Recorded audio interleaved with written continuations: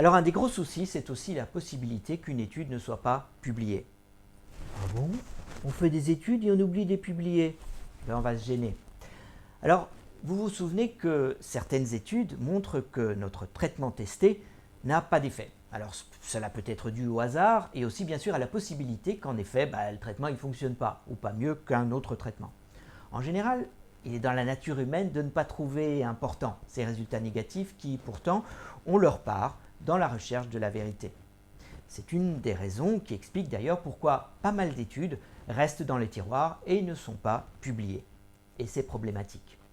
Ce phénomène de non-publication semble d'ailleurs être plus fréquent pour les petites études dont vous vous rappellerez que les résultats sont non seulement plus soumis au hasard, mais aussi aux erreurs de méthodologie.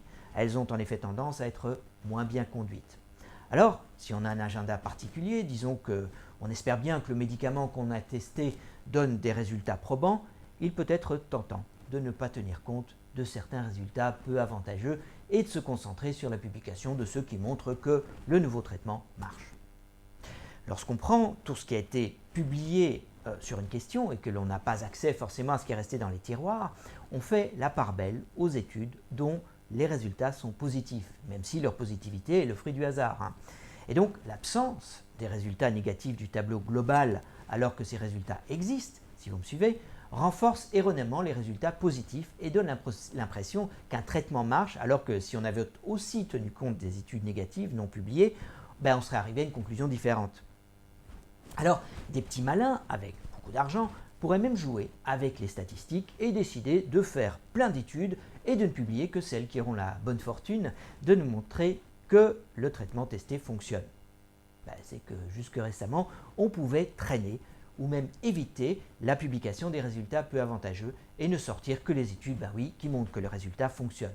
Heureusement, ce genre de truc commence à être plus difficile à organiser depuis que des lois et des règlements obligent tout sponsor d'études cliniques à être enregistré auprès d'une organisation gouvernementale et aussi à publier ses résultats dans un délai déterminé sous peine d'amende cumulative.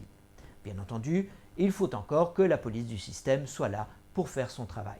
Les premiers résultats sont cependant pas tout à fait décourageants. Mais il y a du travail, et notamment du côté des universités où l'on est souvent à 0% d'études terminées et qui ont rapporté le résultat. Ici, l'exemple de l'Université libre de Bruxelles où j'ai moi-même étudié la médecine. Notons au passage qu'à l'exception de certaines universités bonnes élèves, l'industrie fait beaucoup mieux. Beaucoup sont en effet désormais à 100% d'études rapportées. Rappelons-nous aussi que les études non publiées biaisent la connaissance et nuisent aussi aux participants qui se sont prêtés, eux, à l'expérience de bonne foi. Il y a donc aussi un problème éthique vis-à-vis des participants lorsqu'une étude n'est pas publiée. Alors on estime actuellement que la moitié des études cliniques n'ont pas leurs résultats publiés.